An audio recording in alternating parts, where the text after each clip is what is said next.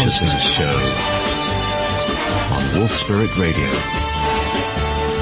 Simon actively encourages you to post your questions live to him in the chat room at wolfspiritradio.com/listen. When you ask a question in the chat room, please make sure that you've logged into the Chat and Go. That's the set name at the bottom, that you have a nickname, and that you ask one question in all caps. That makes it easiest for us to collect. Thank you. The next 2 hours will be full of debate, interview guests, and up-to-date news. Please join Simon in playing an active role.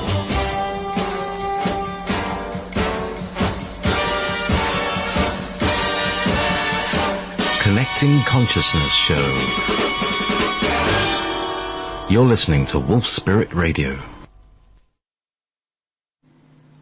And welcome to Connecting Consciousness with Simon Parkes. I'm your engineer and producer, JP. Simon Parkes, good afternoon. How are you? Hello, engineer. I'm very well, thank you. I'm just an engineer. No, actually, I'm so stoked because last night I tried out the new mixing desk and I had 8 channels of music all coming through it and the effects and everything worked really well, and everybody says, "Oh, what a fantastic sound it had." So I was really pleased, and I had a nice evening just listening to a band fixing the music up, so it sounded really good. I'm just so stoked with that. So you caught me in a good frame of mind, Simon. Oh, does that mean all the other times you've been in a bad frame of mind? Well, sometimes there's a lot of time when I'm just par. just par, So that's fine. So we're above par today. So excellent. How are you doing in terms of how are your pars, Mr. Parkes? You mean my grandpa? Right, here's some news for everyone. You, I think, did an interview a few days ago regarding the explosion at S4. Was that you? Yes, with Patty Brassard right, and Max Steele. Right, I didn't actually, I regret to say I didn't hear it, but I was told that you'd done that. And I think that the general debate was whether it was amongst the people who are unenlightened, was whether it was a corn fire or something else. But I wanted to add a little bit into it. I haven't heard the interview, and if what I'm going to say is just copying that, then just say so, and there's no point in me carrying on. I received one text and one email on the subject. It wasn't yesterday, it must have been 2 days ago. One person who'd actually heard your show and immediately sent me a text to say, what do you know about this?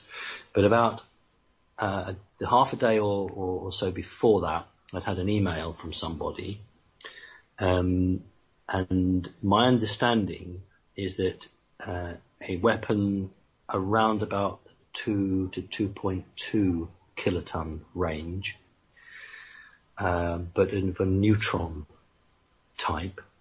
Now, I'm sure some of our listeners will know that when a neutron device explodes, it leaves a sort of an eerie glow over the landscape. And I've been told that the pictures, which were only taken on a mobile phone, didn't really show that, but that's probably because it was days old. Also, the type of reinforcement that is used over these facilities is not just concrete and steel. There's a whole range of things which tends to reduce those sort of emissions. I have been told, it's unconfirmed, that something did explode at what is known as S4, and this is the bit that you may already know. A group of individuals, humans, were in collusion with some intelligence in S4 to stage a coup. The whole range of the military, who usually support them, in this instance didn't, because it would be the end of their paychecks. And so people who actually have never really got on with each other, decided to put all their differences aside and to basically take out part of S4. If people think S4 is destroyed, that's not the case. There is a cloning center. There is an individual place where materials can be made which could be used to not make an army, but could replicate a small number of certain things. And that has been taken out. It wasn't a briefcase bomb because you cannot get anything in. My understanding is something was teleported in. In fact, it's the only way something could get in there. So that's the extra bit of information which is unconfirmed. What I mean by unconfirmed is I have only ever gone public when I receive information from two sources. One is off planet and one is from the security group. I've only received one. I haven't received the double, but I'm breaking my own golden rule simply because other people are making reference to it. So people are calling it a mini nuke. It's a small neutron device. So that's what I wanted to say on that. So was any of that new or different?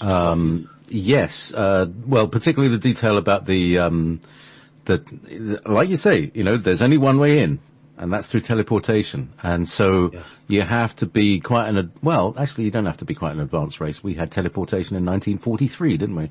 Anyway, so great big ship. Yes, that's right.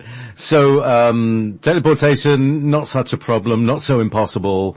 And was it down in the very lower, depths where the sort of non-human areas, or was it in the human areas? Do you have any idea what level it was? Right. It was, you go through human area, then there's a no person's land, an area, and then when you go further down, it's all automatically protected. It isn't guards below a certain level, it's all electronically protected. So it's below the level of human guards. But there were very unusual exotic devices there, which some of these off-planet entities, they can't survive without them, or they're very much part of their working. That, I understand, has been targeted, which means that they don't have the capability to give assistance to any psychopathic humans who want to stage a coup. So it was very much similar to 1944 when the German military tried to blow up Adolf Hitler. They only did it because the Russians were on the doorsteps and it was obvious that they were going to lose. And in the same way, a group of people who up to about 3-4 years ago have been supporting the decisions have now decided that they are not going to play ball anymore. So regardless, it actually was a positive move. So that's the first thing. The second thing, before we get on to our questions, last year on our radio show here, JP, I made mention that the American fleet, particularly the Sixth Fleet, which I suppose is still the largest in the world, but the American fleet combined, which is the biggest navy in the world, was no longer buying its provisions when it stopped off at different ports with United States dollars. But at that time, I didn't know what they were paying with. So if they were going to Saudi Arabia or India or somewhere like that, they were obviously having to use, I don't know how many millions of gallons of diesel for the aircraft carriers, but there's also the provisions of the food, the water, etc. But they weren't paying in dollars. Well, I've just found out that they're actually paying in silver. They are actually paying in silver. And I've also been told that the Fed and the elite are so convinced of a financial collapse in America that they are going to try to run a second currency in order to try and bridge the gap, which will be, as in historically, the silver dollar. So they've been squirreling away, which very few people picked up, except the bullion markets. When silver started to spike, the price of silver hugely went up. The states have been buying secretively vast amounts of silver, and they are coining, as we speak, silver dollars, exactly as they were in the days of the Wild West. So there is a precedent here for the Americans to use silver. The idea is that if the paper dollar collapses, the Americans can move to a silver-backed currency. So again, that's very important, because that means that they are predicting their own economic demise very soon. So again, that's a little bit of information there, Jake. How very interesting. You know, I was on eBay the other day, as you do, and I was looking at silver and wondering what the price of silver on eBay was. So, and I saw this thing, and it was one of these auctions, and it was a 999 coin. No kidding. 5 inches wide. Good Lord. Weighing a kilogram. Oh, 2.2 pounds. Yeah. 60 pounds. What? I paid £60 for it. You did very well, sir. I think I got a bargain. But anyway, I don't know who's going to, this is like that thing in the Hitchhiker's Guide to the Galaxy, the Galactic NIMBY, which is like 13 miles wide. This is like the only coinage of the currency. Right, okay, people are trying to call in. We're not, but we don't really take calls because like that would be crazy if we took calls. I think the thing is that people are trying to call me as well. Why? Maybe one day we'll do a call-in show. But I think you should. I think the thing is, JP, that for those who are listening live, the news, the information I've given them regarding the currency and S4 Area 51 is breaking news, and it's very up to date. There's some elements which are new, and you won't find that on the internet anywhere. I can tell you that.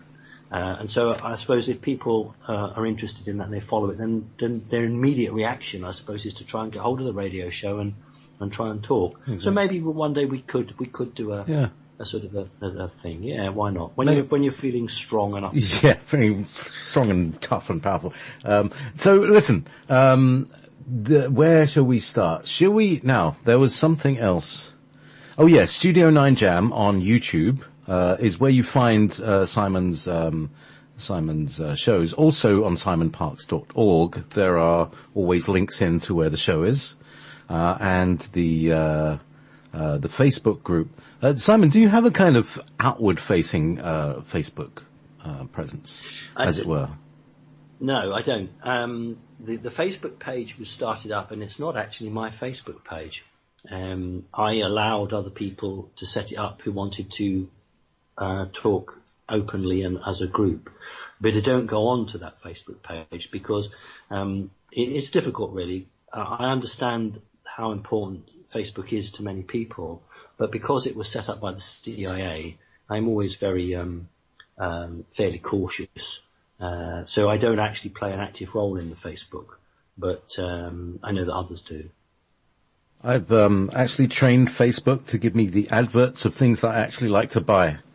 Because I buy microelectronic things and PIR detectors and stuff like that. So that's what I get. It's very good. Yeah. Well, while the economy is still working, it's very handy to get stuff from China, and eBay is a very, very good place to buy stuff that comes through from China. Exactly. And by the way, sorry to interrupt, but there's something really important, which is shoes. China makes all the world's shoes, and if the Chinese currency goes up, we're going to pay a lot more for our shoes. So get onto eBay and get your Chinese shoes now. That's my advice. Sorry, Simon, to bust in there. You're right. The Chinese produce 75% of the world's shoes. 75%. Now, when the economy goes down, and it is going to go down, there is a wonderful opportunity here for men and women in every Western country to start producing anything from spades, buckets, shoes, because it will be cheaper to manufacture and buy shoes or saucepans or spades that are made in this country than to import. And the changes that are going to occur will be a knife and fork will be of more value than a mobile phone, because we are going to be shifted back in time in terms of our value-based system, and we'll start to do what my grandparents called make, do and mend. So in other words, you had a pair of socks and it had a hole in it. Well, you sewed it up, you darned it so you could use it. But nearly everyone now doesn't bother darning their socks. They throw them away. That culture is going to change, and we're going to be in a position where we've got to make things last. So, yes, I have actually been buying lots of shoes. So it's not a frivolous statement, JP. You're absolutely correct, because we may be facing a situation where the Chinese market says, well, your pounds or your dollars are worthless. So instead of $20 for a basic pair of shoes, it's going to be 60. So I want people to think about this and to realize that many things that are going to be imported from the gold currency countries, that's Russia, China, India, and a couple of other Western countries, they will turn around and say, your currency has no value. So if you want to buy something from us, it's going to be 3-4 times what you paid for it. So JP, that's a really important point. Yeah. Sorry, it's just bubbled up in me, and I had to jump in and interrupt, because it really occurred to me that this is, well, like you say, it's really important. Shoes are really important things, and they're currently cheap. Buy them now, and remember where you heard it. There you go. Go ahead. One other thing, JP, I'm sorry, because there's been a lot. Not a problem. There's a lot going on, I know. There is a lot going on. I just wanted to say, so a very, very good friend of mine sent me a message saying, you were right. He said, you were right. And I said, well, what do you mean I'm right? He said, you were talking about this last year. So I said, what on earth are you talking about? And he said, you remember last year, Simon, you were warning about the government's trying to ban vitamins and vitamin supplements. And I said, yes. And he said, well, you're right. So I was a bit peeved, and I said, well, I only go live and public with something when I know it's right. But what had happened is he'd actually come across, and it's on YouTube, there's an American sponsored, so it's a government sponsored information video. And in 3 days, it received 1 million hits. 3 days. And this video, which I'll send you the link in the next couple of days, JP, and you can put it on the site. It's on YouTube. Actually says eating or taking vitamins gives you cancer. It actually says taking food supplements and vitamins give you cancer. And I predicted, and it was on our radio show, JP, that the elite would attempt to ban all vitamins in the Western world, and then they were going to irradiate food over and above what they do already to totally take out any nutritional value. So the fact that they're now running government-sponsored information videos, they are trying now to move the public into a position where they don't want to take vitamins. So it is the agenda that we're seeing rolling out. And, when I go live or when I do a radio show or something like that, then I don't shoot my mouth off. I'm not one of these people that sort of just says whatever comes into his head or, gets very carried away and starts saying things that aren't going to happen. I only go public with what I know is going to occur, because there are too many people in our industry who say things and then they get caught out, and of course it doesn't do any good, even if they're very genuine, because nobody will listen to them again. And when they have a warning, they won't get listened to. And if if our listeners who go back with everything that I've predicted, there isn't one thing that hasn't come to fruition. Now that's not me being big-headed or full of ego. That's actually a truth. Everything that I've said has happened.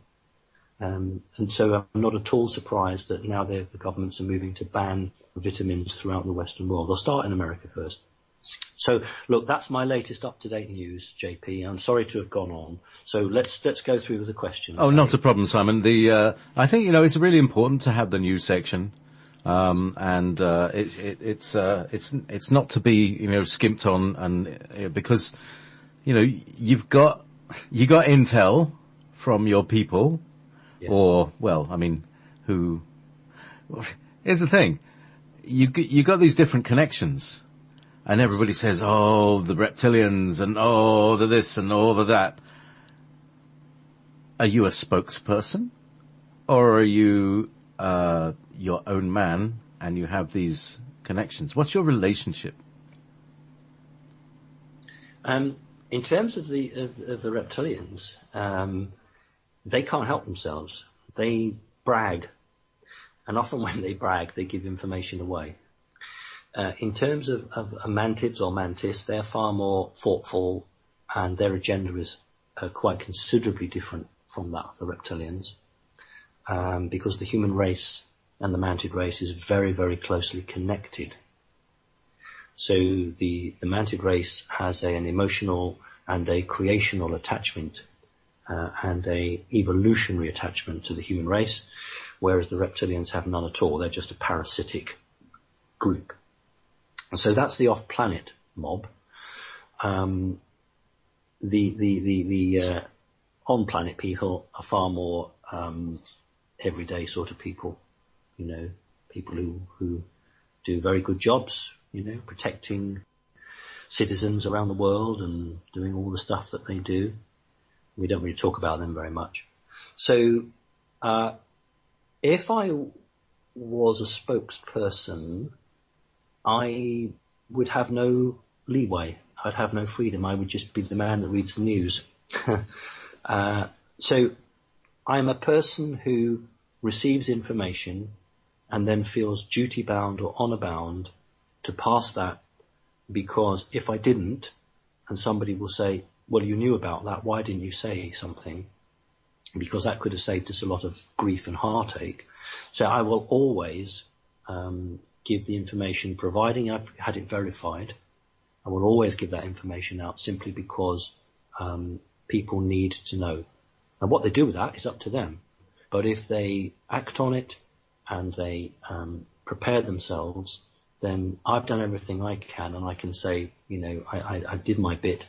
And if they take it seriously and they do what they do, then they've done their bit as well. So I'm independent. I have and this isn't being ego, I have a unique position. And that's not big-headed, because people know that I'm not like that. I have a unique position. That's why I'm still alive. And I fully still totally don't understand it, but I know what I have to do. And what I have to do is to alert the people who are prepared to listen and say, here's another piece of information to add to the pile you already have.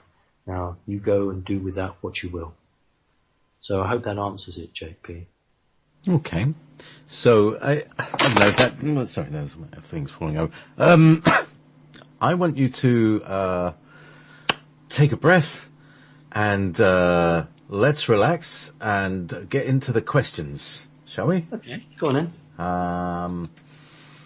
This is from Jenny Campbell. Simon Parks.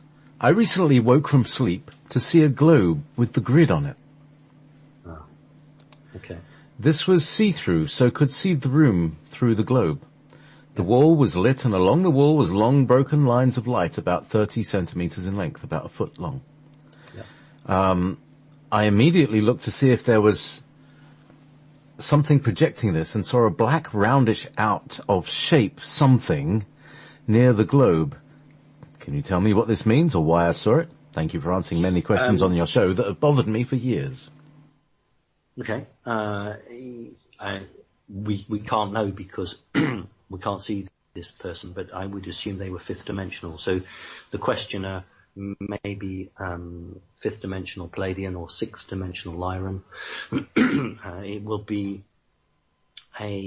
obviously a representation of the grid, and I would love to know whether this grid looked as if it was complete, because my information is now there are a number of holes, energetic holes appearing in the grid. So it's a shame we can't find out, because it would be nice to know if this grid showed faults or fractures in it. But it's been projected to this person because this person has some role to play now or in the future. When something is shown to a person, it is shown for a reason. There's no coincidence. It doesn't happen. Nothing is coincidental like that. I'm unclear whether Source itself has made this image available, or whether it's a fifth or sixth dimensional race. And that's why, in order to answer that question, I would need to see a picture of the person or talk to them to know whether they were Palladian or Lyran. it also would be very interesting to know what job this person did, or what their energy skills were, because there is a message in that. So she's been shown the Earth surrounded by the grid that traps people, souls, and the question is whether this image is showing that the grid is deteriorating. So yeah, that's what it is. So I can't do any more without a picture of the person, or talking to them. But that's a very positive image in the sense that it's trying to convey something. The questioner also talked about like a dark object which he thought might be projecting this. If it's coming through a little portal, the dark pardon? Sorry, audio glitch. Go ahead. The dark object. Yeah, sorry, it's probably just the National Security Agency trying to... No, it was me. It was me. Oh. If the dark object was like a little black hole, like a pinprick, then what we have there is a portal, and it's been projected through from the portal. But we couldn't tell which dimension it's come through from. So really, in a case like this, I would need a good 3 to 4 minutes question and answer session with this person to really give the listeners, the audience, a much clearer understanding. But that's fascinating, and it's genuine. You know, this might be a kind of thing that we would do on that kind of show, on a call-in show, that you actually took maybe 10, 15 minutes to talk to a person and do a very light, not in depth, but a very light kind of overview, just to show, because sometimes people just need a bit of reassurance to say, yeah, well, actually, this is the right way to do it. You know, and it can take a very short period. Yeah.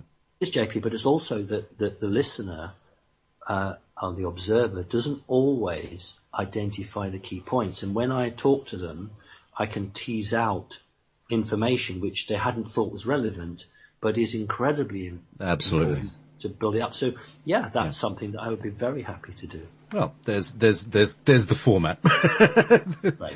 Got the format. So here we go. Now, interestingly, I was playing this jazzy music from the early 60s, what was it, the big band theme tunes and things like that, Northern Soul. And, the guy who did the James Bond theme was the John Barry Orchestra. And here's a question from John Barry, but probably not the John Barry, from Wales, living in Holland. So, there you go, John Barry. Hello, JP and Simon. Thanks for your services to humanity. Keep up the good work. I heard that when the founder of McDonald's left the business to his 2 sons in the late 1940s after he passed away, the 2 sons were apparently approached by 2 guys in suits and made the sons an offer to have their restaurants put in every major city in the world. As you can see, they must have accepted the offer, even though I'm not sure what the 2 sons had to do in return. I can only guess. My question is this. If those guys in suits were Illuminati, could this have been the first stage in their master plan to weaponize our foods and then use the likes of McDonald's as a pawn in their game? Thank you. Okay, we have to be careful because we can't actually on live air say that, if you eat McDonald's you become ill, because then what happens is a gentleman turns up with a piece of paper called a writ, and then you end up having to deal with a huge amount of hassle. What I will do, though, is say that there's no difference between McDonald's and Coca-Cola. And it's worth just quickly going about through Coca-Cola. During the run-up to the Second World War, Coca-Cola was successful, but it wasn't, all world-encompassing. During 1943, there was a very well-known general called Eisenhower. Went on to become even more than a general. And he wrote to whoever was then the politician in America in charge of the welfare for the troops. And he said, I think every American soldier should have access to a bottle of Coke. And what people don't realize is that Coca-Cola bottling plants were built in France when the Americans and the British, but mainly the Americans, stormed all the beaches and were fighting the Germans in France. The elite ensured that Coca-Cola became a household name. The elite ensured that they were forever going to have a massive market. Now, in the case of McDonald's, which I know something about, but not a huge detail, was that if you want to introduce something to a mass market, then you can only do it through fast food. And so you need, remember, America's the home of the hamburger. You need an organization that you have a say in. So you would fund it, and you would give certain privileges, and the result with that would be that you would have an outlet in every city. So I'm not going to say that eating McDonald's is bad for you, because this time I have enough to worry about without litigation. But what I will say is that there is no coincidence that a fast food outlet is in all the huge urban areas, not in the rural areas, very much so. So the person's on the right track, but I couldn't quite use the same language that they were using. Thank you very much. Okay, now everybody says that I'm far too loud, and I'll just back off my system. You'll have to stop singing. Yeah, I know. Well, actually, I was doing the sound engineering last night, not singing. Oh, I know I can't sing soul, but let me just adjust this microphone a second. That's turned down. Okay, well, let's hope that that's turned a little way down and feels a bit better. Okay, but you can still hear me okay, can't you? Pardon? Oh, Simon. Thou jest. All right, so look, I can see that. Why am I that? Yeah, so, yeah, I need to turn you up over here. I've just installed a new mixing desk, and... can you give me a count to 5, Simon?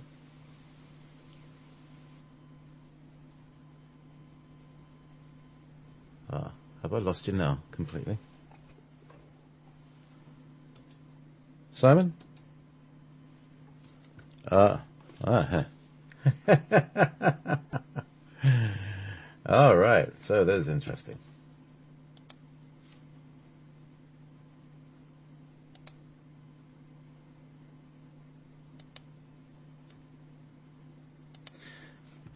Okay. Right. I seem to be back on the air. Are you there? All right. right. See, I told you we shouldn't have spoken about McDonald's. See, we shouldn't mention McDonald's and how... Anyway, I have a thing, and it's called the Nung. It's a little concept of mine that there's a parasitic entity that is formed out of yeast. You know, when you leave a sandwich for 2 weeks, you get these purple hairy threads. And that, I've never left one for 2 weeks, but I'll take your word for it. You couldn't leave a sandwich for 15 minutes. Well, that's the thing. It to me, it's the root of addictions, and particularly to beer and bread. And so anyway, it's a parasitic entity that affects us all, and is a nano weapon from ancient times. But that's a long story. But really, I hope everybody's gotten me. I'm not so loud anymore, and that Simon's actually. Simon, do you want to give me a speech for 5 seconds? Well, a speech for 5 seconds. Yeah, 5 second speech. This should bring you up to a suitable audio level. All right. Okay, well, so unaccustomed as I am to public speaking, it gives me great pleasure to name this ship the J.P. Iwi. God bless her and all who sail in her. How's that? God bless her, mate. All right, thanks a lot, Simon. That's because for American listeners, it was Her Majesty the Queen's birthday. So I was very irreverent, and because I'm not a great supporter of the Queen, I have to say. So I just wanted to give my best wishes to Her Majesty by launching this ship. Yep. Hang on. I had one of those. I can never find the right one at the right time, because the list is too long. Oh, there we go. Ah! Well, the boat's gone. It's too late now. Yeah, that's right. Missed the boat. Yeah. Anyway, so meanwhile, back at the enormous list that I'm wasting my time over. Right, let's go back. This is from Vipul Mehta. Dear Simon, with love from India, with deepest gratitude and appreciation, thank you for teaching so many things in the past year. My question, you have explained us of big change in 2016-17. Also, you have asked to be ready for an earth-changing event. I also admire work by Alex and Tolek. They explain to us of a dimensional shift. Is it correct to relate your guidance and Alex Tolek's guidance to be same part of the event? Do you think that Earth can possibly shift its dimension after the event? Not looking for a timeline, but just understanding of it. Thanks and love. Well, it's really lovely to have someone from India. I mean,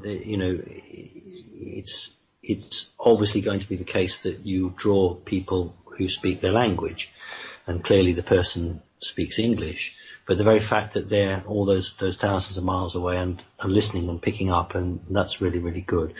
The question actually is a good question, because what we have to understand is that when people do a round table, they are all receiving their information from different sources. And I sort of gently poked fun the fact that the information that I receive when it's off planet is from the fourth dimension. The information that Alex receives, I guess, is from the fifth dimension. And yet the information supports itself. Well, that's really important, because it means that people are modeling and checking the future, and different organizations in different timelines and different time frames are all coming up with the same sort of information. And this is why the bad guys, for want of better word, don't want this, because when ordinary people, and I mean people who are unawake and unfortunately don't really listen to shows like this, I wish they did, but when they start to hear messages coming from a whole range of different places, they'll begin to take notice. So, there wasn't very much difference between what Alex Collier was saying and what I was saying, or Tolek, or anyone else who's credible.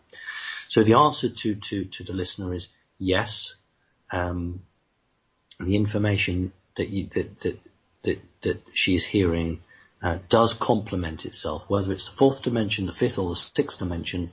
But the listener should use his or her own discretion as to what seems right to them. And then the final part of the question is, yes, the Earth is going to evolve, whether we like it or not. It is going to change, and it will take with it those people that can change. So there will be a dimensional shift and change, and those that can will, and those that choose not to won't. So that's a very straightforward answer. So you're right. What you're in your question, I think you sort of already knew the answer, and I'm just confirming it for you. Okay. Now there's another question that is, I don't know, it's a bit personal. It talked about names, so I'm not going to read it. Can you just change the name? Yeah. Okay. All right. How can I terminate a psychic relationship with a Texas Illuminati, Mr. John Doe, mistaking his powers to read my thoughts as enlightened abilities? I encouraged the relationship in 2000. He creates pain in my body, makes me sneeze, cough, and pee involuntarily. When awake, I have learned to fight him off, but he frequently attacks me during sleep. Jinn involvement? I want to be free from him forever. Thank you for your help. Right. I now do have somebody who is going to start going through all of my requests for consultations, and literally this new week coming, that person will be emailing out, giving people bookings. This is a classic case where somebody needs to have a consultation with me, but they've asked over the air, and I can just give some general information. On the first instance, we would need to find out whether the individual who is doing the psychic attacking is a standalone individual, or whether they're working for an organization or a group. That's the first thing, and it's very, very important for me, if I'm to work with this individual, to understand that. Then I need to know whether this individual is human, part human, or not human at all. And then we would need to know what arrangements or agreements I would assume that it's a female and she's been attacked by a male. Sometimes black magicians get very angry when their subject escapes from them. In other words, the individual wakes up and rejects them. And so for no other reason than they just want to get back at them, they can do stuff. So what has been described is sadly very common. And so the best thing is, if you email me and anyone else who wants to get a consultation now that we're getting through the books, simon.parks3, and that's the numeral 3, simon.parks, so not Roman numeral, just the ordinary Arabic numeral, simon.parks3 at btopenworld.com. And I think that this person could do with that. So unfortunately, it's a very, very common occurrence. So don't think you're on your own. Okay? Very, very common. So, here's the thing. Okay. So, if you ask 2 questions, I'm going to try and not to ask 2 of them. I'm going to ask 1. So, because there's so many people, please try and focus yourselves, people. They just ramble on. Anyway, meanwhile, this is from Ashley. Stanley Kubrick often dropped hints in his movies using the number 114. Anu is also called An, wherein the letters equal a numerical value of 114. Are these related? Are there 114 general hints dropped in the media, such as Prince dying on the 114th day of the year? But is Anu the uniting theme, or is he reading breakfast cereal? Inspiration. I'm sorry, I'm being very irreverent, but there's probably a lot more in it than I always give credit to. So please, Simon. Right, 4 plus 1 is 5, plus 1 is 6. This is the answer, 6. 6 is the number of the gods. Now, obviously, I don't look on them as gods, and neither does anyone who's awake. But the reptilians wished the human race to look on them as gods, and they have the view that they created the human race, therefore they are our gods. So, in Illuminati numerology, 6 is the number of the gods, 7 is the number of the male, and 8 is the number of the female. So it's simply, this is to do with reptilian Illuminati magic law. And so Stanley Kubrick, who was a most wonderful and gifted person, did a deal with the Illuminati, which allowed him to fake the moon shot landings. And in return for faking the moon landings, he was given carte blanche to make any film he wanted with a blank check. And that's why he did 2001 in 1968 and a whole range of films until he crossed the line from their perspective, not ours or his, and he made Eyes Wide Shut.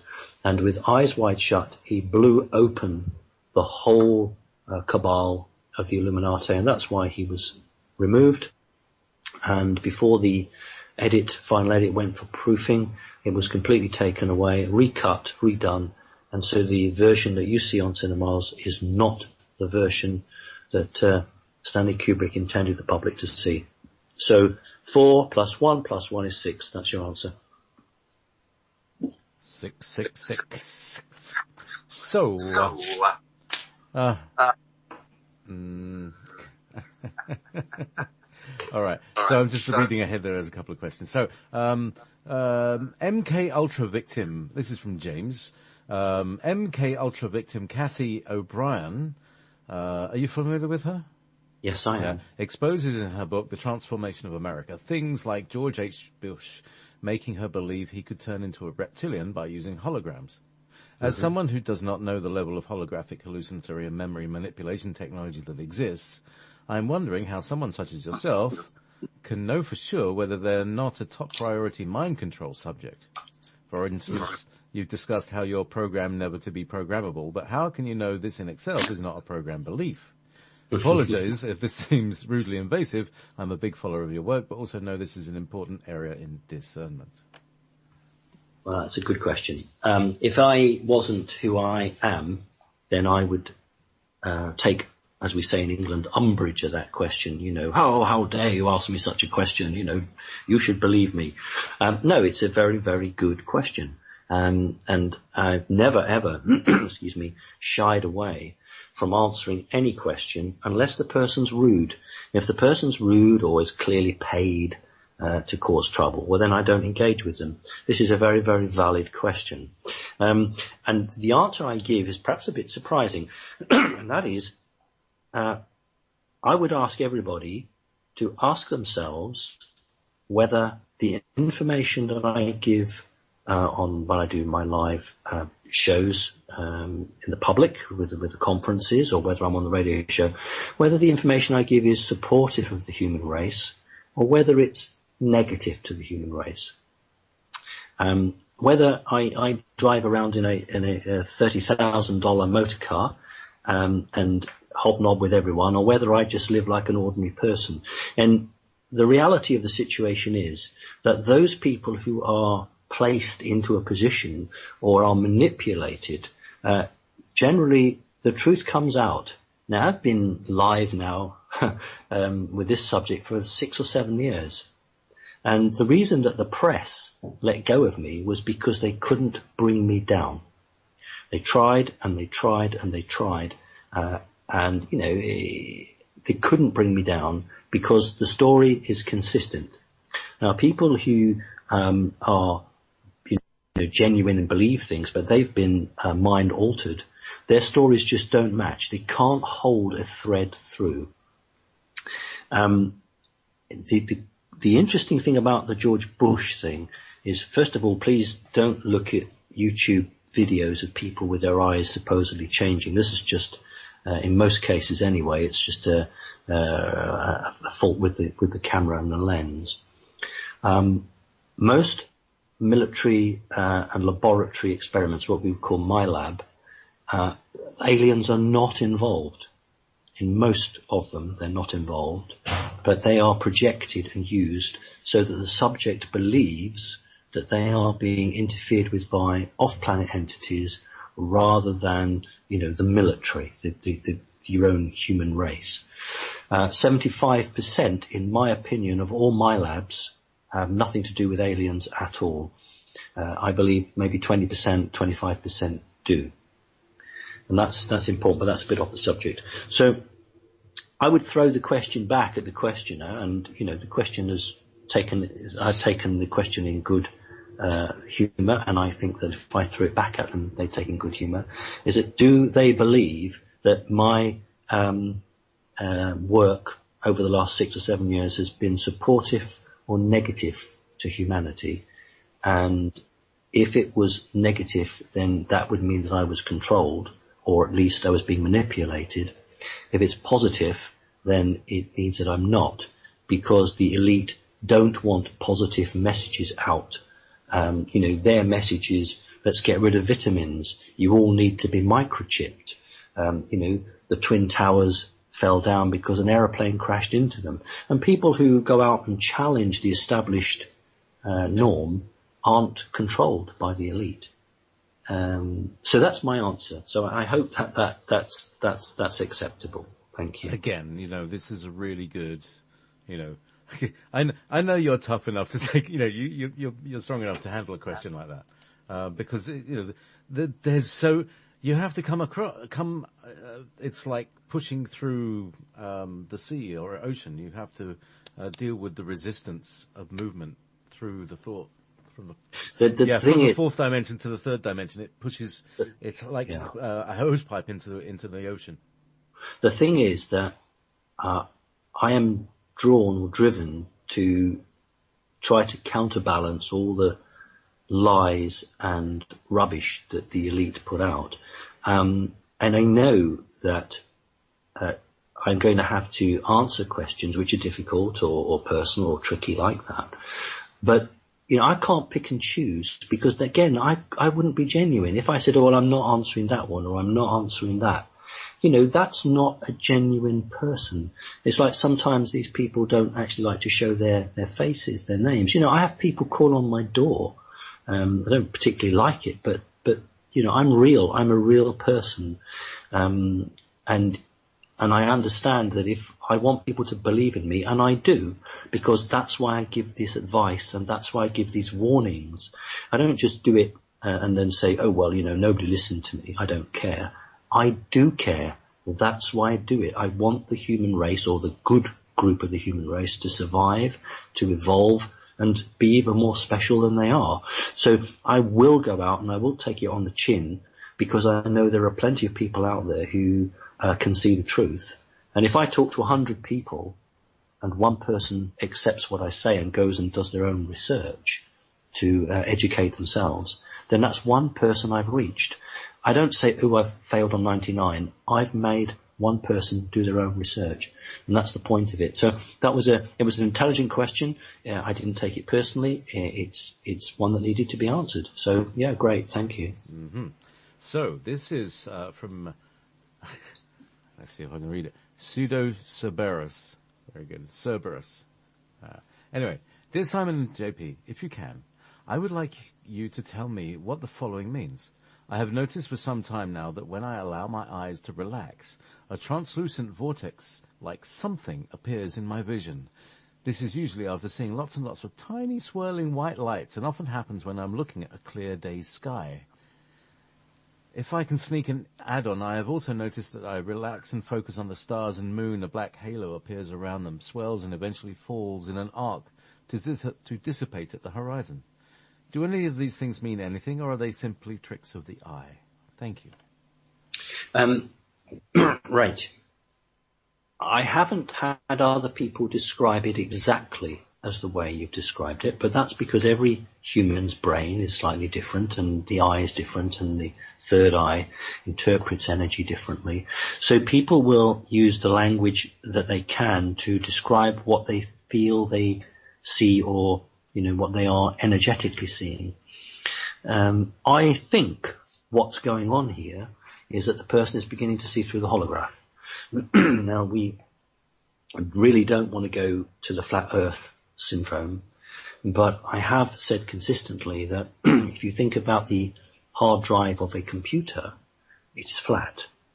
It's a disk. Yet it produces on a screen imagery which is 3D or 4D. And the trees and the rivers all look real. When a person becomes psychic, that's nothing to do with being spiritual. It's nice if you both run together, spiritual and psychic. But when somebody reaches a particularly high point, psychic awareness, they begin to see the matrix, and I'm using the word deliberately, they begin to see the matrix breaking down. So what you're seeing there is a projected reality. I don't want to go in any more because we could spend a whole day on this one. But basically, I don't believe it's a figment of your imagination, questioner, or whether it's something that your eyes are tricking you. I think you are seeing energetically, and you are seeing that what is around you is a bit of a projection. So I suggest you do some research on that. Because I think there's quite a lot on the internet about that. But it's a good question, and thank you for writing in on that. Yeah, there is a thing about they're tiny invisible blood vessels that pulse according to your heartbeat. So if they're pulsing with your heart, you can see that is a trick of the eye, and then that allows you to eliminate anything else. So just feel your own pulse and see if they're pulsing with that, and you can see that's your own blood thing. And then, like you're saying, you're seeing all these other things, the orbs and flickers and flashes, and I've seen these flashes for years. And I'm not sure if that's anything to do with my retina sparking, or maybe it's a cosmic ray. That's what they said in the Apollo mission, didn't it? Didn't Yes. they? That when they went through the Van Allen belt, they could see, it would flash inside their eyeballs. They'd see these flashes. Yeah. So, meanwhile, Dan Farmer, you said all babies are psychically scanned upon entering the world to determine if they will be a threat to the elite. Can you tell us more about this process, and how threatening does one have to be in order to stay on their radar? Very good question. Right, I think what I actually said was all babies in the Western world. I don't think I said all babies. If I did, then that's inaccurate. And what I'm saying is in the Western world, on a regular basis. Other countries are scanned, but it's mainly the English-speaking world that is scanned. In terms of a threat, for those who are enlightened, this won't be surprising at all. Is that in most cases people come here willingly, in most cases, and we have a whole range of issues that are on our minds when we come here, which we inconveniently forget on arrival. But if the energy resonance of the soul is detected, and just like the law enforcement agencies still use fingerprints, everyone's soul is different, and it has a resonance which can be matched. If you've been back on this planet 15, 16 times, you are on record, because although your physical body, like the British Doctor Who, you may not recognize the body or the face, the energy soul is the same as it was 100,000 years ago or 1,000,000 years ago. So that is detectable. Now, if you, in a previous lifetime, sent a spaceship crashing into a missile base and wiped everyone out, and then you come back again, you're a threat, because it means that you are prepared to take direct action, or you are prepared to fight against the elite. So in order to try to minimize this, what the bad guys do is scan live births on a regular basis. That's what walk-ins are. I mean, most of our listeners will know what a walk-in is, but for those who don't, it's where somebody has a change of soul at some point in their life. So the original soul departs the body and a new soul comes in. The whole point of walk-ins is to defeat the sweep of the psychics. So if you are incarnated and you're born in a hospital and you're 3 days old, and then a black magician somewhere who's obviously working for the reptilian type connections or the artificial intelligence connections does a sweep, oh, you're a reptilian soul, you're no problem at all to us. And when that baby's 5 years old, let's say anything from a near-death experience to just a waking experience, and the soul changes and a Palladian comes into that body. That gives that child maybe 5, 6, 7, 8, 9, 10 years breathing space before it's scanned again, by which time it's no longer a baby and it can defend itself. You see, human babies rely on their parents to protect them.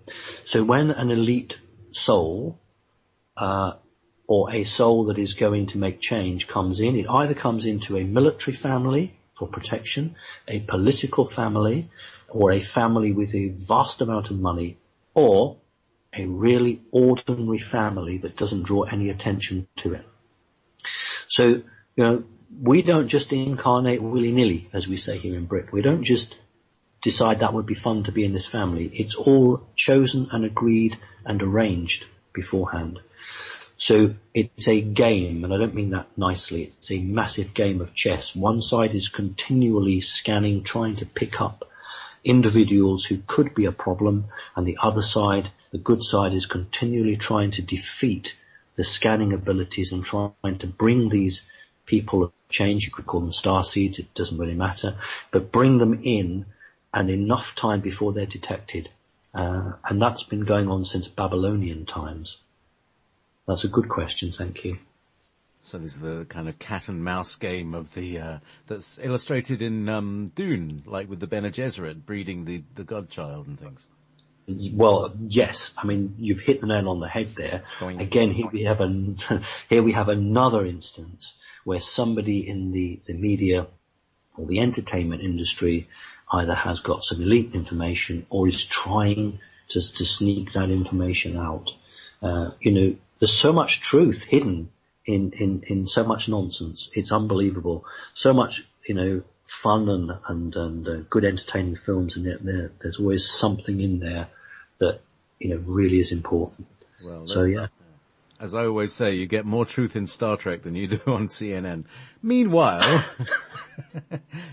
all the way back, this is from Angel Fish. Simon, in the Bible, is the Lord Anu and God of the Archons? Oh, no. Is the Lord Anu the God of the Archons? If not, who were they? They were not the loving God that I know. Sorry. Right. Okay. I am a little bit confused with the question. I'll try and understand it as best I can. Is Lord Anu the God of the Archons? Or the God of the Bible? Or, I don't know. Not at all. No. The Archons are a non-organic race. The reptilians are an organic race. So that's your first thing. What happened was that Anu and others were tricked, just like so many others were tricked, into believing that they had a role to play that was useful, and they provided the Trojan horse. In other words, the reptilians provided the bridge that allowed archonic intervention to spread. You can trace things back energetically. You can follow things back, and something was followed back to the planet Earth, and the Archons followed that trail back. Now, if you have supercomputer times a million, and the reptilians have, as do other races, supercomputers that we understand, but times a million. I'm talking about sentient computers. So you think about, 2001: A Space Odyssey, and actually, while we're talking about that, the computer in that film was called HAL, and HAL is an ancient word which means sentience. It means artificial sentience. So Stanley Kubrick was actually giving us warning about Archons and artificial intelligence, because Archons are very closely linked to AI. So what you have as supercomputers that can, and we are beginning to get into difficult realms here, but we have supercomputers that can contain a soul. Now that's really pushing it for many people.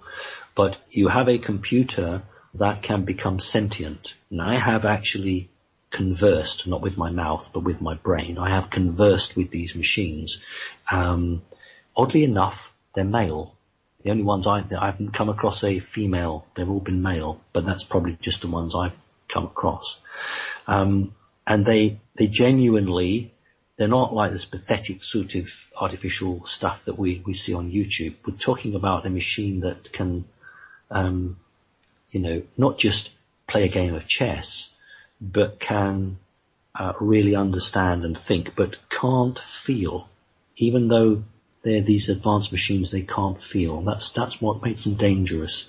Anyway, basically, if you have a network of space stations, a network of craft flying all over the place, and your network gets infected, then you carry this virus to wherever you go. Now, planet Earth is going to be a fire stop, and those in the fifth dimension and higher appreciate that if the archonic influence is not stopped here on Earth, then it will spread everywhere, because you see the 12 strands of DNA and humankind. This is what they're after. It gives them this access right across. So one of the reasons that so many races now from higher dimensions are involved in the battle for the hearts and minds of the human race is to prevent the archonic strength getting beyond this planet. It's a really good question. Thank you. Thank you. Right, so tea time. Tea time indeed. Yes, we need some tune. Let's have some more of that later lounge. I like that stuff. How about Ike and Tina Turner's version of A Whole Lot of Love? Let's see what that sounds like. Hey, welcome back. I didn't realize that was going to be the Led Zeppelin version. I thought it would be the Muddy Waters version. Ike and Tina Turner. What could go wrong? Anyway, oh well, it was a bit of a lift, eh? So, welcome back. Welcome. So, okay. This is from Nancy. Fancy Nancy says here. What is a real story behind alien abductions stopping when someone says the name of Jesus? Some say it works, others say it doesn't. Many of the people claiming success say they were being handled by Greys, but shouldn't Greys be immune to such a thing due to their robotoid personalities? Are these even real ET abductions, or are these people just MyLabs having their sense of reality altered? Yeah. Well, that's interesting that in the first half, we talked a little bit about MyLabs. I'm always very, very careful, because I appreciate that there are people who are very, very wedded to religion, and the last thing I ever want to do is to upset people. But it isn't actually calling on Jesus Christ that necessarily prevents this happening. It is the belief and the strength in the individual. So if you are so passionate and you so believe and you're so determined, then it's that which prevents the negatives from interacting with you. And I've said it before, and it's a good analogy. You have a Hammer horror film where Count Dracula is stalking the local vicar, the local priest, and the local churchman is backed up against the wall, and he holds the crucifix in shaking hands and says, "Back, back, you devil." And, Dracula just laughs at him and kills him. The reality was that in this point, the vicar didn't believe in himself. So it's about believing in yourself. And if you are absolutely in your sovereignty and your strength, then these creatures can't prevail against you. If you are absolutely fixed and determined, they cannot do it. Now, that's the first point. The second point is to reiterate that probably the vast majority of MyLabs are not off-planet. They are military, but a small percentage are genuinely alien organized, or at least they are working with them. And it's generally people who have psychic abilities. And, I've met many of these people, and they say, well, I'm not psychic. I'll go to the supermarket and I won't know, which grapefruit is rotten and which grapefruit is good. And I'll say, well, yes, but let's have a look at your family tree, and you might find that you had a grandmother or someone who was very psychic. And this is the third dimension. We're still in the third. When you go into the fourth dimension, then this is when the powers are unlocked. And there are many people who are taken by the military through the Black Helicopter program, who can foresee the future, or can manipulate time in some way, or are telekinetic. And it's these gifts or abilities that the military wish to bring to their own use, or try to understand where they come from. So MyLab is a cover for the Intel industrial military complex in using resources without paying for it. In other words, if you had to go and do this in the public, you'd have to pay people. They don't want to do that, because these people are greedy and evil. So they'll get it for nothing. So they'll come and abduct you without your permission, take you, try and get you to do something for them, and then put you back. And this has got to stop. It's an affront, it's disgraceful, and it has to stop. So yeah, I feel quite passionate about that. Great. Thank you very much. So, Christian. Once I get my mouse back, where is it? That screen. Okay. Christian, 92, Romania. Hello, Simon. I'm pretty sure that the benevolent ETs are aware of the soul traps that await us when we die. So why aren't they trying to do something about it so that we don't get stuck in this soul reincarnation trap over and over again? Thank you for being here and doing the show. I think there's news about that. I think you've probably got a lot of news about that.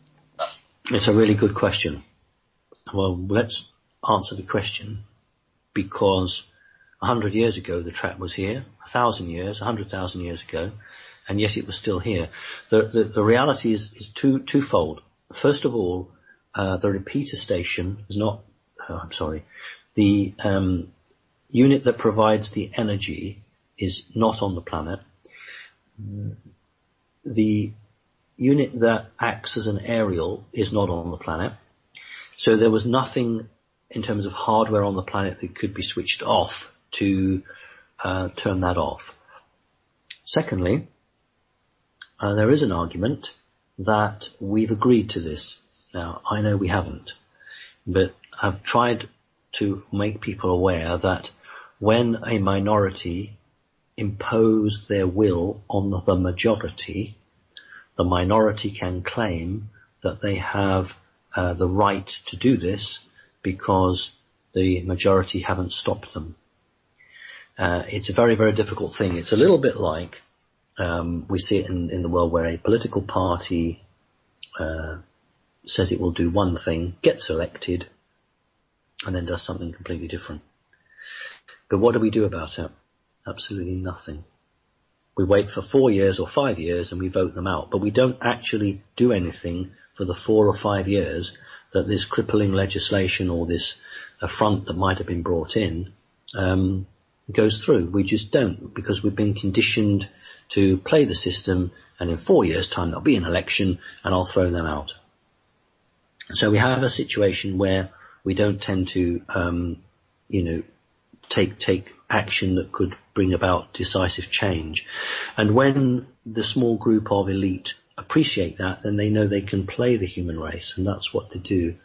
So we have a power station on the moon, which has largely been deactivated, the other side of the moon, which is now no longer functioning accurately. It's still working, but not accurately.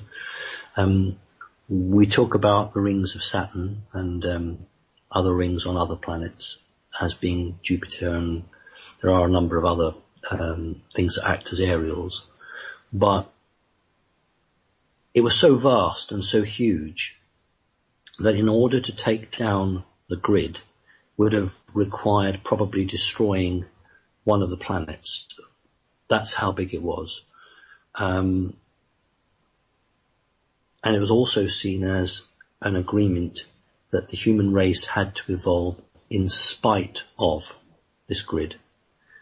And that's what's happening. The human race is evolving. The grid is failing. It's still there, but there are large gaps in it. And if anybody tells you the grid's gone, that's unfortunately not accurate. But there are large holes in it. And if you are a very strong person, I don't mean someone who could lift up a motor car, you can get out through the grid now. But it also means that people can come in. So the answer to the question is because they really didn't know how to take the grid down without causing huge destruction. And also there was this argument that, well, if these people didn't want it. There is a third point which I have not yet made my mind up about, but being a prison planet, and we are a prison planet, there was some benefit even to good ETs, fifth dimension, sixth dimension, to have a place where those people who had gone AWOL, those people who had a mental aberration could be placed. Just like Great Britain 200 years ago sent all of its criminals or alleged criminals to Australia. We shipped them off, get rid of them, get them out there, and that's exactly what's been happening. That's why there are so many murders, rapists, so many nasty people on the planet. There's lots of good people, JP, but proportionately there's a lot of these vicious, violent types, and that's because many of them are prisoners here. So it's a complicated answer, but I hope that will explain to you why it hasn't been taken down yet properly. Okay. Thank you. So, meanwhile, right, okay, and again, this one comes back to a form of mind control. This is from Sepkrapnomis. Hello, Simon. If we were ever to meet a supposedly benevolent being from who knows what part of the universe, how can we tell if the being is in fact real and not a malevolent being using mind projection to make us think we are looking at something who would normally be a benevolent being towards humanity? If that makes Excellent sense. question. Thank you. Excellent question. Well, thank you. Excellent question. The straight answer is that vast majority of people wouldn't be able to tell at the first glance. In fact, they may have 3 or 4 visits and be absolutely convinced that this is a benevolent being. But it goes back to my earlier answer when someone was asking about, my status, is that at some point that being is going to want you to do something. Now, if it wants you to do something that is negative, then you clearly understand what you're dealing with. If it wants you to do something that's positive, then you can make your point on that. I've always said you need to ask your own soul. Some people say ask your heart. You need to ask your own soul whether this entity or this person feels right, if they feel genuine, if they feel good. And sometimes the trickery is so brilliant. I remember how old would I have been? Maybe between 5 and 7, when an entity arrived into the apartment that I was living and lifted me and put me on a coffee table. I could, because I was only 5 or 6 years old, so I wouldn't break the coffee table. Put me on a coffee table, said, look up at the ceiling. I looked up at the ceiling, and what should have been the ceiling suddenly changed till it was like a star night. Lots of stars, and they looked absolutely real. But I knew that it was a projection because of my huge experience with these beings. But if you don't have the sort of level of experience like that, then, you can't be expected to know that. That's why so many people say, I've been to Mars, or I've been here, I've been there. They haven't. In most cases, not in all cases, but in most cases they haven't. They've just been in their own room. The expense in resources to take a human physical being or your energy soul to another planet is fraught with danger. First of all, the Earth military will try and intercept you. Secondly, there are other alien races who you're probably at war with who will try and intercept you. And it's the project management of such a thing is huge. You'd better have a very good reason for doing it. Much easier to turn up into someone's apartment, go into their head and give them, like in Total Recall with Arnold Schwarzenegger, a memory or a thought of a real interaction that they believe they've been there. And in most cases, that's what happens. Now, that doesn't lessen the interaction. That's still a real off-planet interaction that's occurred. And, when I work with clients on a one-to-one basis, and I'm able to explain how they can perceive whether it's a real happening or not a real happening. I've gone off track a bit, JP. Does that answer the question or not? But, yeah, it's about it's really about how you're feeling, isn't it? You check with your own body, who is in tune with things. Well, maybe the best way is to give an example for myself, other than the one I just definitely. A real example, which I haven't gone live with before, so it's a new one for everybody. This would be maybe 3 years ago. This was genuine in the sense that I was taken out of my body, so my energy soul, on a spacecraft with Dad. So Dad is, Anu. And then he said to me, would you like to see the museum? Oh, yes, I'd like to see the museum. And there was a whole range of First World War equipment, guns and hats and goodness knows what. And I looked at it and I said to him, with my mind, not with my mouth, this is not real, is it? This is not real. This isn't here, really. And then it just disappeared completely, there's just the corridor of the spaceship. And I said to him, that I only want real experiences.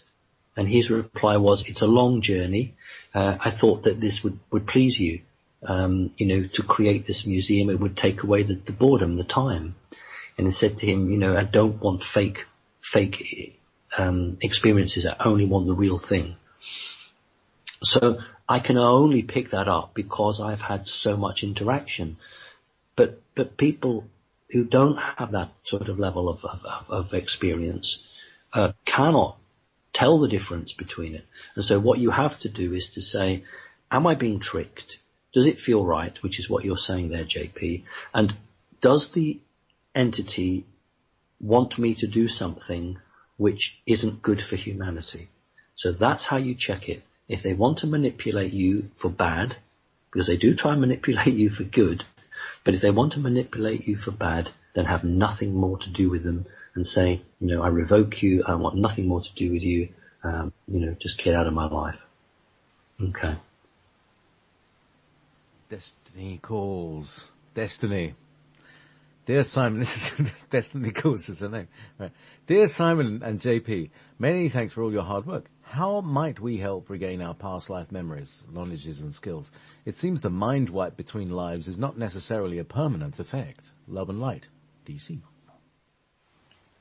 The best way to do that is people trying to call me. Naughty. Go away. I know. Terrible. I've got no idea that you're doing a radio show to all these thousands of people. It'll probably be the chief executive of McDonald's asking me or telling me I've won a year's free supply of Big Macs. It will kill you. And would I like it? No. He'll be doing it because he wants me to write up a good report on it. Right, what the hell were we talking about? What was the question? The mind, exactly, the mind wipe. I thought so. It was like that.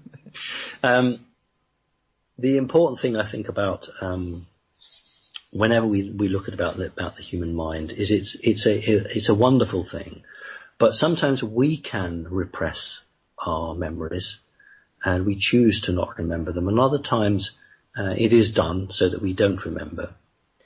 But past lives can come through. Usually it's in snippets, and if you identify your own soul family group, your star family group, then depending on who or what you are, there are certain things that you can do which will reconnect you with your star family, which through method I don't really understand, allows you to draw in some of your past experiences, not just on this planet, but elsewhere. It's also to do with you being in a position emotionally where you can cope with these. Because remember, not everybody was Queen Cleopatra. Not everybody was Napoleon. Some people were a serving girl who got her throat cut. So they're not all glamorous. So if we're going to get back a memory that may not be particularly good like that, we need to have reached a position in our development where we're strong enough to cope with it and learn from it. Some people have no memories at all. Others have very, very strong memories. This is where you talk about, soulmates and twin flames, where people have relationships in other timelines and then reconnect. And I was chatting to a very good friend of mine about this, and I think it's worth just recounting because it's to do with the change on the earth. Most of our listeners will know what a soulmate is, but just for those who are perhaps new to the show, it's where you have a relationship with an individual and you are absolutely connected, and then you come back onto the planet Earth and lo and behold, you find that person or they find you, and you have a recollection that you two are very closely connected. Well, the view that I have on this is that soulmates only reconnect when they are both at an equal level of spiritual understanding. So let's say you go back 500 years and you were with somebody and you were very equal, and then you both incarnate again on the planet Earth, but somebody goes through a difficult time or gets sucked into something and their spirituality reduces. Well, they're not compatible with each other now. So in the next 300 years, as they reincarnate, they never meet. And then that person that descended starts to come back up on the spiritual journey and reaches a point where he or she is now equal to the other person, and they will meet. And this is happening now all over the planet now, this time, even as we speak. People are rediscovering others when they were soul mates or twin flames, and this soul resonance is having an effect that most people don't understand. It's having a huge beneficial effect over the planet because ultimately it's about love. And love is the one energy that these bad guys can't get any juice from it. No matter how many wires they stick into love, it doesn't provide them a single volt of energy. And so this is the energy that will uplift and change and deprive these evil ones of their food. So, yeah, it's a good question. We're getting lots of good questions. The last 3 months we've had some fantastic questions, JP. Yeah, well, we raise the bar every time because we deal with a certain level of information, of understanding, and then that, by dealing with the various individual items of programming, then that clears the path for the next layer of understanding, which is you're right. Yeah, I hadn't seen it that way. I think you're absolutely right. Yeah. All right, now here's an interesting one. If someone commits suicide, does the soul go through the same process as it would if it died of natural causes or a tragic death like a murder? And what are the differences between a ghost, a spirit, a poltergeist, a demon? Okay. And he's also been trying to get in touch with you via Skype to see if this demon of mine is gone. So, okay. Well, right. Okay. Well, let's start at the beginning. So, what was the first part of the question? Also, thank you, Simon, for your unending help for us. So the question is, if someone commits suicide, does the soul go through the same process as it would if it died of natural causes or a tragic death like a murder? Or are they all different? If someone dies naturally, through suicide, or through murder, does the same process apply? That is the question nuggeted for you. Thank you. Thank you for the nugget. The answer is yes, except, if the person, because remember, I don't agree with suicide at all, though certain Palladians do. If the person is committing suicide genuinely, then it's because they wish to leave the planet. Their soul wishes to depart. So therefore, they will go through the same process. If somebody is murdered and their physical body is terminated, then they didn't choose that. Therefore, they may not leave the planet. But I would say out of 12 cases, between 10 and 11 will just do what everyone else does. But in the case where they don't, this is going on to the second part of the question now, I've never seen a ghost, but I absolutely accept that they're real. This is where a departed soul couldn't bring itself to leave a location or an individual or an object. And that person is trapped, is neither here nor in the freeze box or back at source. Poltergeist, that's different. I deal with, many of my clients have poltergeists, and that's completely different from a ghost. Misunderstood, poltergeists are seen as something that's external, that comes in and does this and the other. Poltergeist actually is very close to home, but perhaps we haven't got time to go into that. So, I hope that answers the question. And thank you for being kind and saying that, you found what I've done helpful. Okay, so I'm not sure if this is a question. It's a would you comment on this thing? Okay, and it's quite interesting. So this is from Kat. I lived in Keflavik, Iceland for 2 years and met the most conscious humans in my life there. Their laws highly regard the elven species who live unseen in Iceland's rock formations. These unseen folk seem to be on a par with beneficents and are very different from the jinn I sense here in the high desert of northern New Mexico. It seems realistic to me that unseen folk set the tone for the human residents living on the land. It also seems that the different sort of hidden folk are at war amongst themselves. The ones who maintain life, like those in Iceland, just might be the real target in all the current global destruction. I feel I was born to defend them, but so far have no decisive memory about what my role can be. Tolkien is too fanciful for me.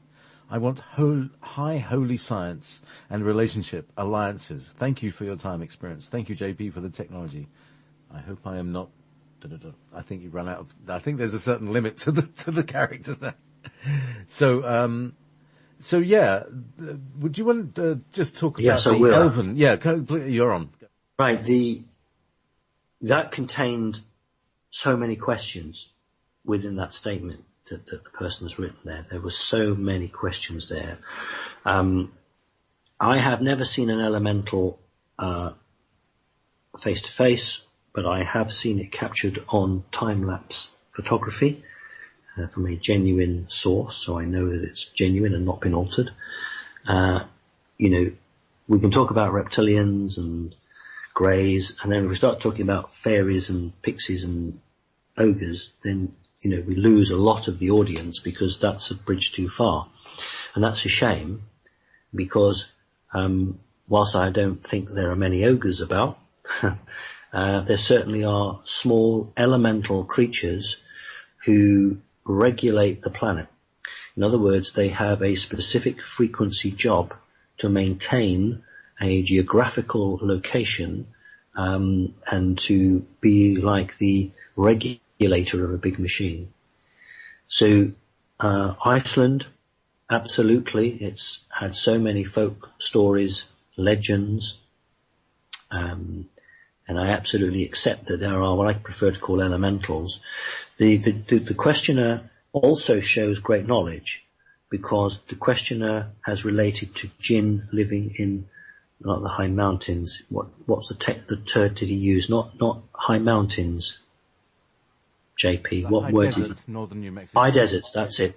Now that's very interesting, because the jinn, there are several sorts of jinn, and there is one particular jinn that likes the deserts. So this questioner either is just absolutely hit it by chance, or has some deep esoteric knowledge. Yes, there are definitely jinn that like the hot deserts. Jinn don't actually attack the planet. They are not anti the planet. They're just using it for the portal, the ability, and they exult in the environment that they're in. So they're not doing neither good nor bad from the planet's perspective. But the elementals are good creatures and are maintaining the planet. They can't cope with an oil spill. Let's put it right. We can't rely on these guys to do that. But they do maintain the harmonic frequency and the balance of particular beautiful places. There may be a dell or a lovely waterfall or a place where beautiful wildflowers grow, and the energies of the ley lines under the planet and through the planet would mean that there was a strong consciousness from the planet in those areas. We call them nodes, and so these elemental energies these beings will congregate there. So I can't do justice to the question, because there were so many sub-questions in there. I would suggest that this gentleman or lady sends me an email, simon.parks3@btopenworld.com, and has a session with me, because they may not want to know what their star family is, but they may just want to have a general talk along those lines. And I think this person has a great deal of knowledge. So thank you for writing in. I appreciate that. Thanks, JP. Good. From Silver Lightning 16. I know she's been it's like on tenterhooks. Anyway, so let's relieve her tension here. Possible fourth dimensional entity. First and foremost, my deepest gratitude to both of you, JP and Simon, for having chosen to do what you each do. I'm very grateful for your insight and efforts at this challenging time to awaken that part of humanity who can appreciate what you are doing.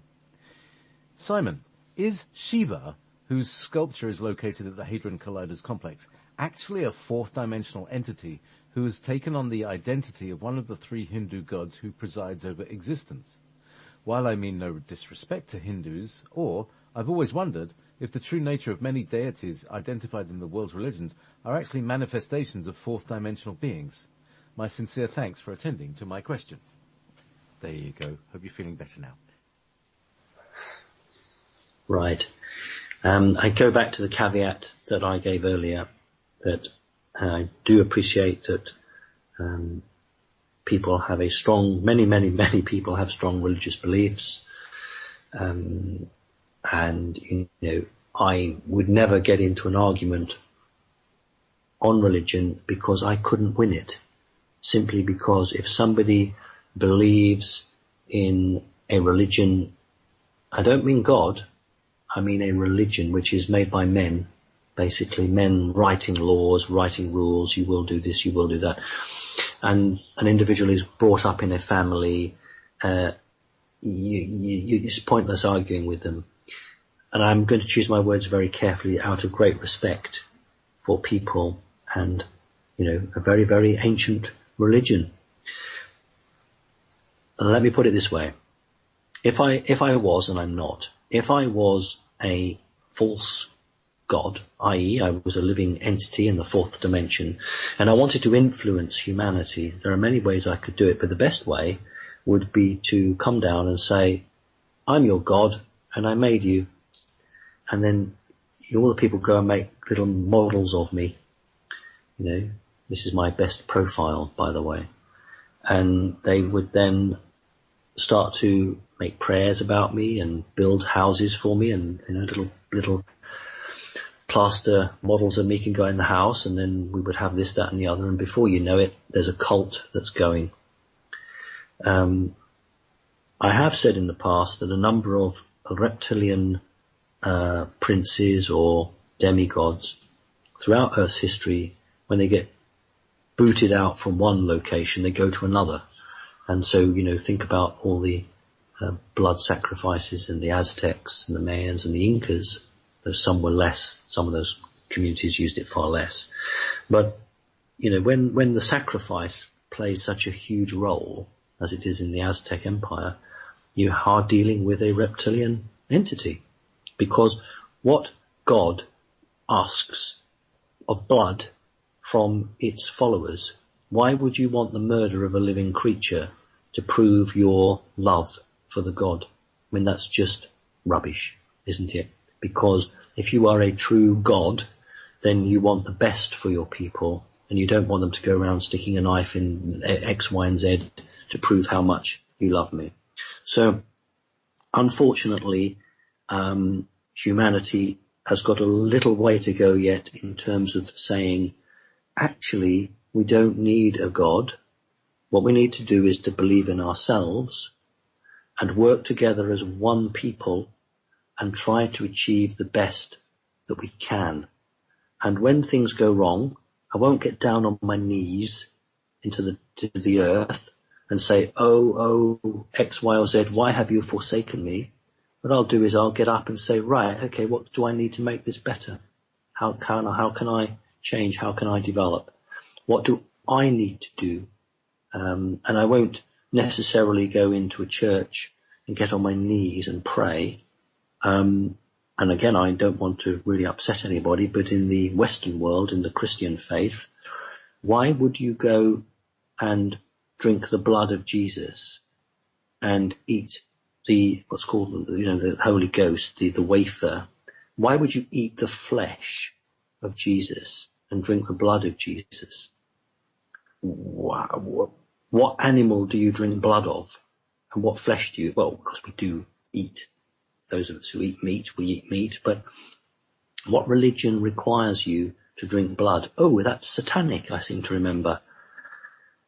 So, I have a problem with religion. I do not have a problem with God, but I have a problem with men who write rules and regulations and create a business out of religion. And before anybody sort of tries to scream and shout at me, they often joke and say, well, PayPal, which I use and many, many millions and millions of people use to send bits of payments or pay this and pay that,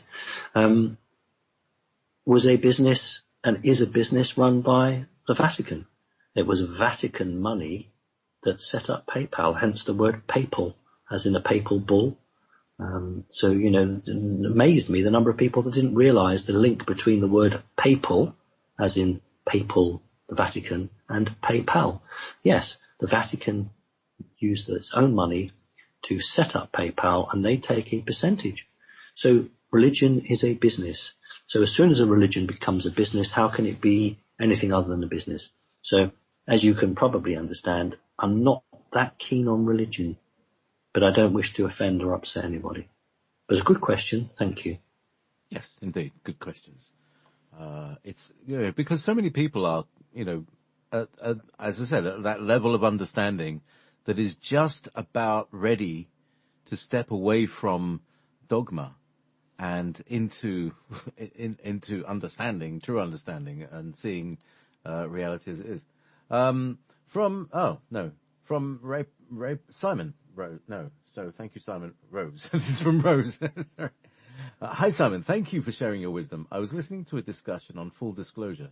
If this would happen, the concern was many would fall to their knees in shock. Even the more enlightened ones would be horrified. I value your opinion. Thank you, Simon. Rose. Right. Simon Rose. Who's Simon Rose? Anyway, so yes, disclosure, full disclosure. What do you think? My human mother actually knew Orson Welles. She actually worked with him very early on in the 1950s. And just as an aside, people may know that I'm very much into collecting fossils. And in 1974, I am answering the question, JP. In 1974, my mother said to me, "Oh, the Isle of Wight, that's good for fossil collecting, isn't it?" I said, "Oh, yes, very good for fossil collecting." And she said, "Well, would you like to go, 2 weeks to the Isle of Wight to collect fossils? We can have that as a holiday." Oh, "Yes, please." So went along, and one evening my mother said to me, "Oh, I'm going out for the evening." Didn't tell me about this.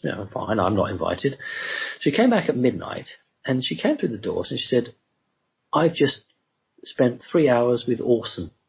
That's when you were a close friend of Orson Welles. You just called him Orson. He liked you to call him Orson.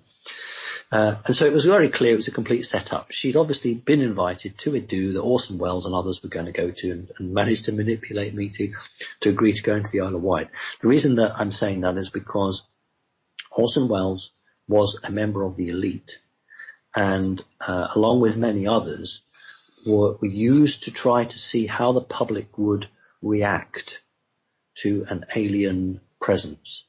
And I'm sure most of our listeners know that there was a radio show that Orson did, but unusually he did it as if it was a live outside broadcast. Now, it's true, and I know this for a fact, it's true that some people absolutely panicked in America and thought that they were being invaded by aliens and grabbed the proverbial shotgun and blockaded them in.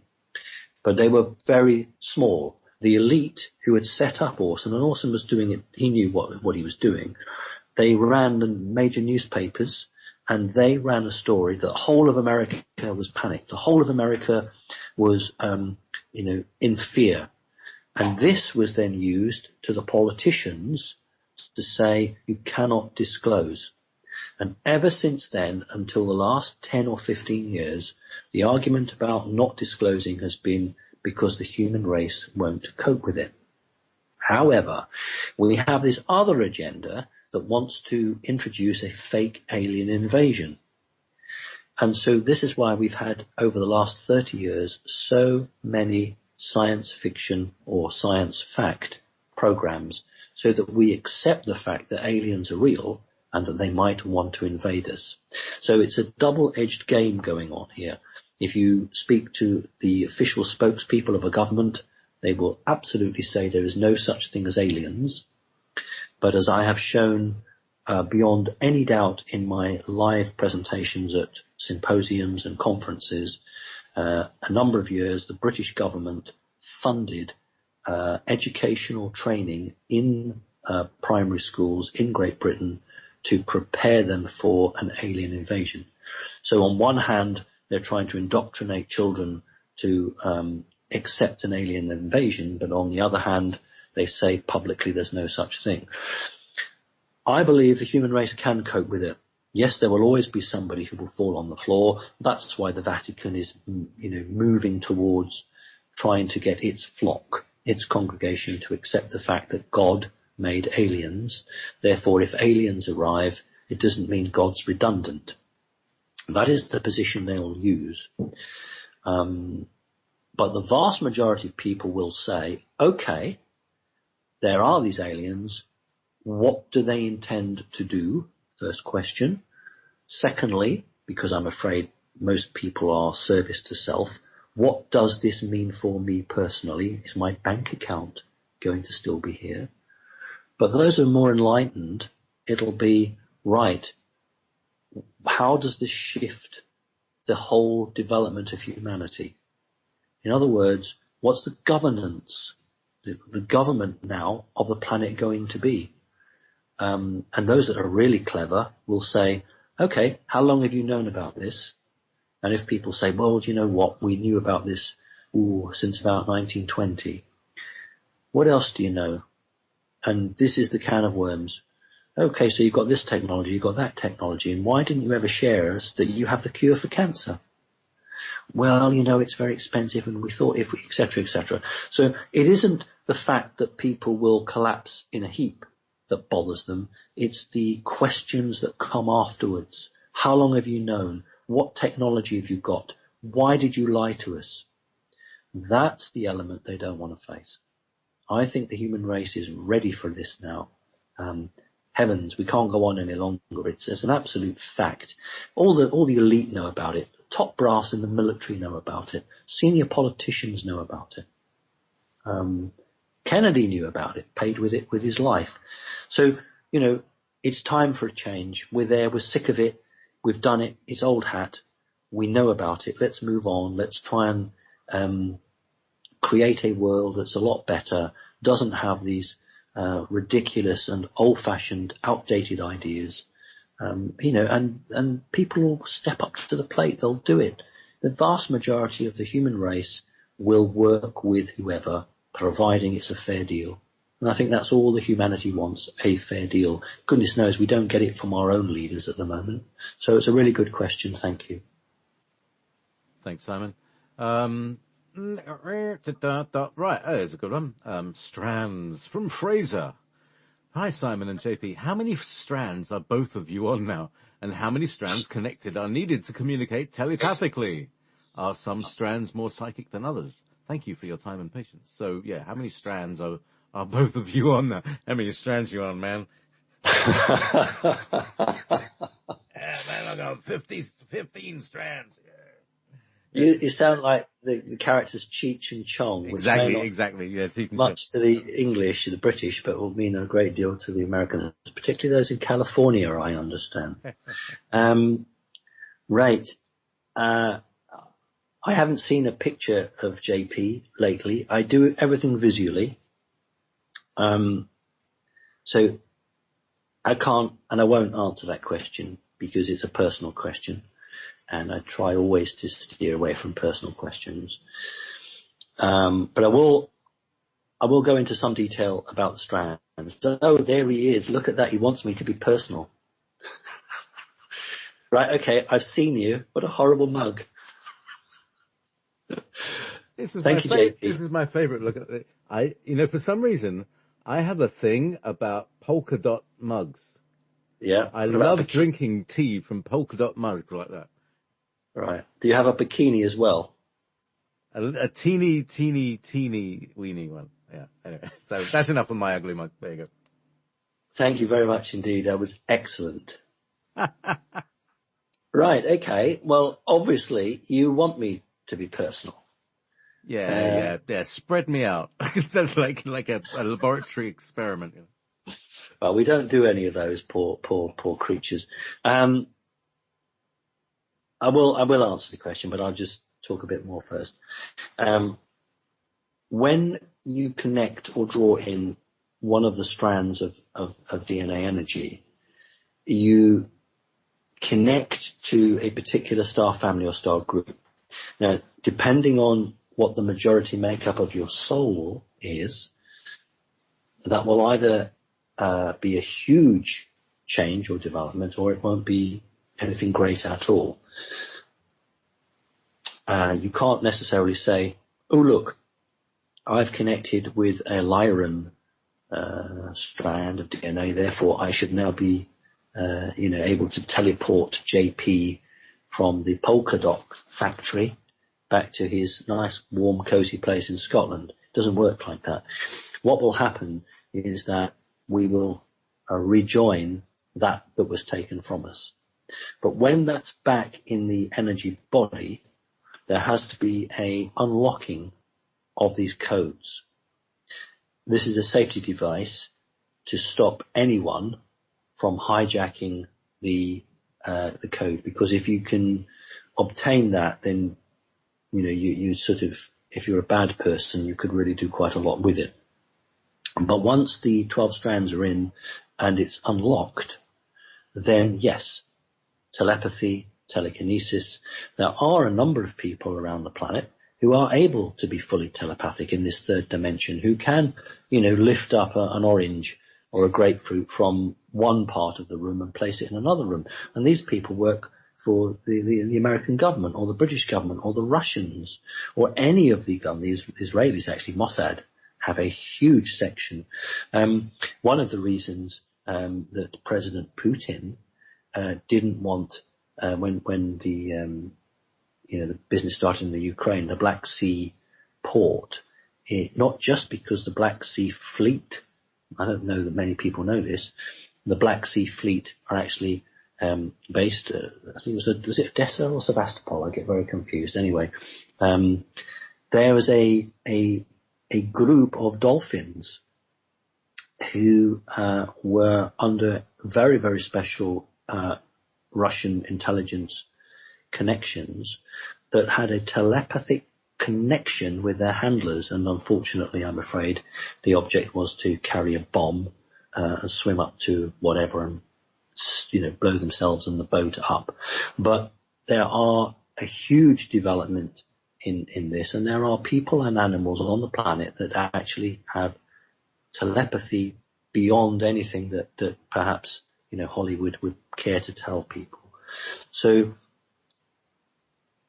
it isn't a race in that sense of the word, but it is a bit of a task, because the more strands people bring in, the more resilient to mind control, the more resilient to the lies of the elite, and the more spiritual and more psychic. So, JP, you're on 11 strands, which is incredibly high.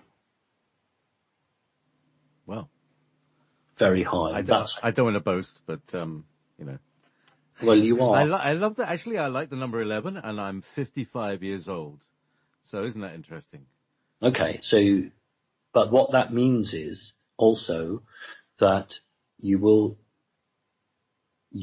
be going through very difficult times, because you are hot wiring a physical body. When you reach 11 strands, it's like supercharging, and there's never mind midlife crisis. It's always the same with a human physical body, that when you get to 11 strands, sometimes the body can't cope and the brain can't cope with it. You need a heat sink. Well, it can be very, very, very challenging. Yeah, I get it. It's that there's a lot of energy that's moving through, and if you are resistant to it, then you overheat. And it's also it's sometimes it moves faster than you can deal with. It's like you're running a radio that uses 5 watts, but you're putting 10 watts into it. That's what I mean. That's right. And actually, all of these analogies are exactly what I'm working on in my electrical work. Because you've got your friend Win who's into these turbines and things, and I'm just getting into it, and the electrical charge analogies are all the same as spirit stuff. It's just completely analogous, and electricity is alive, and it's running. Well, you made the analogy earlier when you talked about the scientists, these spacemen going through the Van Allen belt, and you mentioned about the sparks in the retina, so you do understand that. Yes, you're quite right. And with that, we're out of time. Simon Parkes, it's been another hoot, and time has just whacked by, hasn't it, this one? Well, the thing is, it goes well, and that's down to the quality of the questions. It's down to you being so very kind and making this available to me and others. So thank you to the listeners, and thank you to you, JP. Thank you very much from a supercharged JP. And hypercharged Simon Parkes. This is the Connecting Consciousness Show, or it has been.